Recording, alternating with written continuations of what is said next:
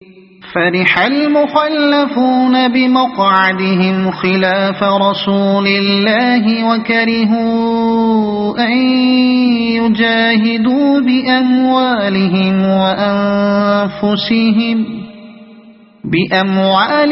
وأنفسهم في سبيل الله وقالوا لا تنفروا في الحر قل نار جهنم أشد حرا لو كانوا يفقهون فليضحكوا قليلا وليبكوا كثيرا جزاء بما كانوا يكسبون۔ جن لوگوں کو پیچھے رہ جانے کی اجازت دے دی گئی تھی وہ اللہ کے رسول کا ساتھ نہ دینے اور گھر بیٹھے رہنے پر خوش ہوئے، اور انہیں گوارا نہ ہوا کہ اللہ کی راہ میں جان و مال سے جہاد کریں۔ انہوں نے لوگوں سے کہا کہ اس سخت گرمی میں نہ نکلو، ان سے کہو کہ جہنم کی آگ اس سے زیادہ گرم ہے، کاش انہیں اس کا شعور ہوتا۔ اب چاہیے کہ یہ لوگ ہنسنا کم کریں اور روئیں زیادہ، اس لیے کہ جو بدی یہ کماتے رہے ہیں اس کی جزا ایسی ہی ہے کہ انہیں اس پر رونا چاہیے۔ فَإِن رَجَعَكَ اللَّهُ إِلَى طَائِفَةٍ مِّنْهُمْ فَاسْتَأْذَنُوكَ لِلْخُرُوجِ فَقُل لَّن تَخْرُجُوا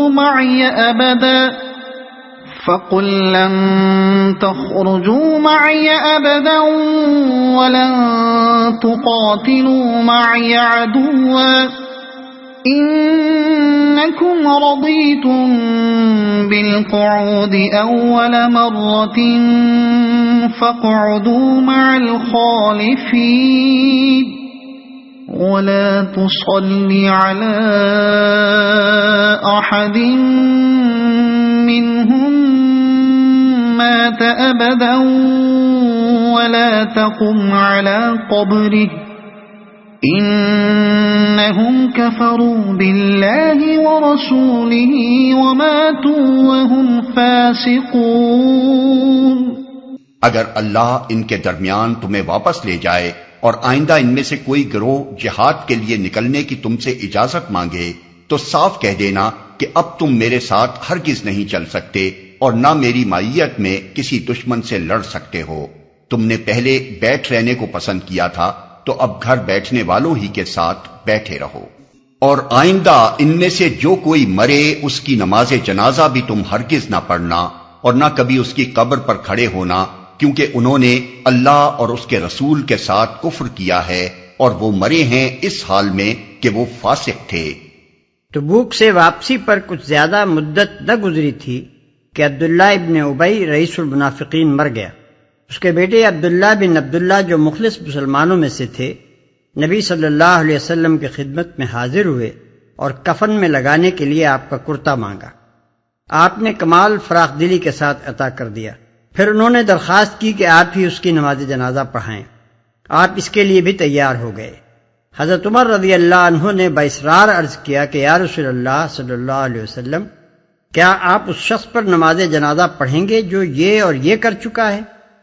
مگر حضور صلی اللہ علیہ وسلم ان کی یہ سب باتیں سن کر مسکراتے رہے اور اپنی اس رحمت کی بنا پر جو دوست دشمن سب کے لیے عام تھی، آپ نے اس بدترین دشمن کے حق میں بھی دعائے مغفرت کرنے میں تأمل نہ کیا۔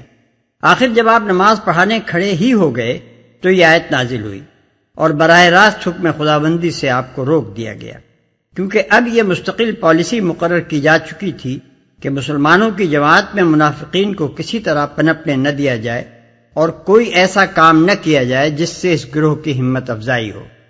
اسی سے یہ مسئلہ نکلا ہے کہ فساق اور فجار اور مشہور بفسق لوگوں کی نماز جنازہ مسلمانوں کے امام اور سربرآوردہ لوگوں کو نہ پڑھانی چاہیے، نہ پڑھنی چاہیے۔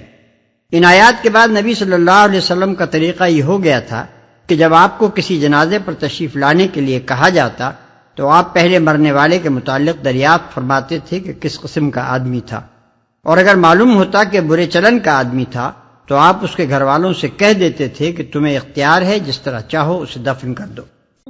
ولا تعجبك أموالهم وأولادهم إنما يريد الله أن يعذبهم بها في الدنيا وتزهق أنفسهم وهم كافرون وَإِذَا أُنزِلَتْ سُورَةٌ أَنْ آمِنُوا بِاللَّهِ وَجَاهِدُوا مَعَ رَسُولِهِ اسْتَأْذَنَكَ أُولُو الطَّوْلِ مِنْهُمْ وَقَالُوا ذَرْنَا نَكُنْ مَعَ الْقَاعِدِينَ۔ ان کی مالداری اور ان کی کثرت اولاد تم کو دھوکے میں نہ ڈالے۔ اللہ نے تو ارادہ کر لیا ہے کہ اس مال و اولاد کے ذریعے سے ان کو اسی دنیا میں سزا دے اور ان کی جانیں اس حال میں نکلیں کہ وہ کافر ہوں۔ جب کبھی کوئی صورت اس مضمون کی نازل ہوئی کہ اللہ کو مانو اور اس کے رسول کے ساتھ مل کر جہاد کرو، تو تم نے دیکھا کہ جو لوگ ان میں صاحب مقدرت تھے وہی تم سے درخواست کرنے لگے کہ انہیں جہاد کی شرکت سے معاف رکھا جائے، اور انہوں نے کہا کہ ہمیں چھوڑ دیجئے کہ ہم بیٹھنے والوں کے ساتھ رہیں۔ رضوا بأن يكونوا مع الخوالف وطبع على قلوبهم فهم لا يفقهون۔ ان لوگوں نے گھر بیٹھنے والیوں میں شامل ہونا پسند کیا اور ان کے دلوں پر ٹھپا لگا دیا گیا، اس لیے ان کی سمجھ میں اب کچھ نہیں آتا۔ یعنی اگرچہ یہ بڑی شرم کے قابل بات ہے کہ اچھے خاصے ہٹے کٹے تندرست صاحب مقدرت لوگ ایمان کا دعویٰ رکھنے کے باوجود کام کا وقت آنے پر میدان میں نکلنے کے بجائے گھروں میں گھس بیٹھیں اور عورتوں میں جا شامل ہوں، لیکن چونکہ ان لوگوں نے خود جان بوجھ کر اپنے لیے یہی رویہ پسند کیا تھا، اس لیے قانون فطرت کے مطابق ان سے وہ پاکیزہ احساسات چھین لیے گئے جن کی بدولت آدمی ایسے ذلیل اطوار اختیار کرنے میں شرم محسوس کیا کرتا ہے۔